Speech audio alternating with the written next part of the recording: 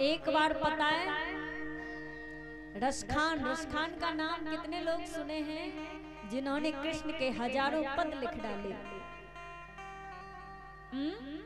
रसखान एक बार आगरा से दिल्ली जा रहे हैं और जब आगरा से दिल्ली जाएंगे तो मथुरा बीच में आएगा। मथुरा और वृंदावन बीच में है। मथुरा और वृंदावन की दूरी कोई ज्यादा नहीं है, ओनली 9 किलोमीटर है। तो एक बार रसखान जी से कहा मंत्री ने कि जा तो रहे हो, बादशाह ने कहा जा तो रहे हो दिल्ली, लेकिन वृंदावन मत जाना। कहा वृंदावन मत जाना, अरे वहां टेढ़ी टांग वाला मुरलीधर रहता है, जिसको पकड़ लेता है फिर छोड़ता नहीं है। तो रसखान ने कहा मैं तो बहुत मोटा ताजा हूं, मैं मुझे कैसे पकड़ लेगा। आगरा से दिल्ली के लिए जाने लगे, लेकिन बीच में है वृंदावन। तो मन में सोचा पता नहीं वो टेढ़ी टांग वाला कैसा होगा, एक काम करता हूं, आज मैं चुपके से जाऊंगा, छुप करके जाऊंगा और चुपचाप उस टेढ़ी टांग वाले कृष्ण को देखूंगा, आखिर वो कैसे पकड़ लेता है लोगों को। जैसे मथुरा स्टेशन आया, उतर जाते हैं रसखान जी। मथुरा से फिर वृंदावन गए। वृंदावन जाकर के कुंज गली है, जहां पतली पतली गली है। एक गली से अगर तुम गुजरे तो तुमको पता नहीं लगेगा कौन सी गली में पहुंचे, ऐसी कुंज गली है। तो वहां पहुंचे, चलते चलते चले जा रहे और जैसे गलियों में प्रवेश किया तो पीछे मुड़ मुड़ के देख रहे, कहीं टेढ़ी टांग वाला कृष्ण आके पकड़ न ले, कहीं टेढ़ी टांग वाला कन्हैया आके पकड़ न ले। आगे चलते चले जा रहे, लेकिन मन में यही डर था, यही चिंतन था। और चिंतन इतना बढ़ गया कि सारी पराकाष्ठाएं पार हो गई। और जब ज्यादा मन में चिंतन बढ़ेगा उतनी ही जल्दी कृष्ण मिलेगा। अब उसके बारे में हमेशा सोचना कैसा है कृष्ण, कहीं पीछे से आके न पकड़ ले, कहीं मुझे इधर से आके न पकड़ ले, कहीं मुझे इधर से आके न पकड़ ले।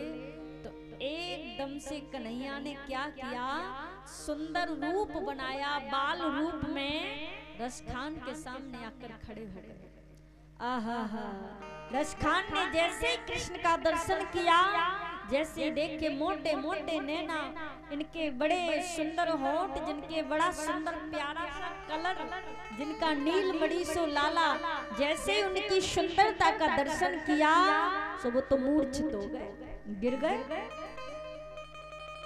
कृष्ण को देखकर गिर गए। अब 1.5 घंटे बाद उठे तो सोचने लगे इतना सुंदर कृष्ण, वो बालक कहाँ गया। सबसे पता पूछ रहे हैं वो कृष्ण कहाँ गया, वो कन्हैया कहाँ गया। आज मैंने उसको देख लिया, अब मुझे कुछ देखने की इच्छा नहीं, इतना सुंदर।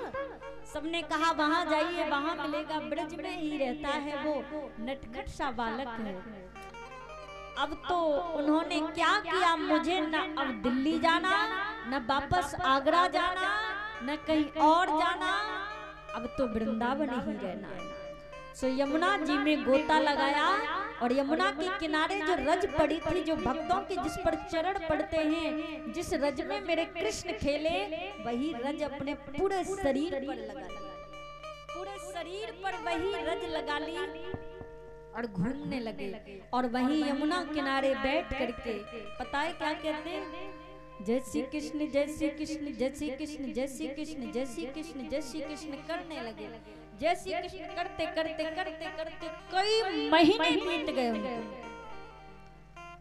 अकबर ने मंत्री से कहा जरा देख कर आओ, ऐसा तो नहीं है कहीं रसखान वृंदावन तो नहीं चला गया, अभी तक वापस नहीं आया। ढूंढते ढूंढते मंत्री वृंदावन पहुंचे। लोगों से पूछने लगे, अगर आपने रसखान को देखा हो तो बताओ, यदि आपने रसखान को देखा हो तो बताओ, यदि आपने किसी ने भी रसखान को देखा हो तो बताओ।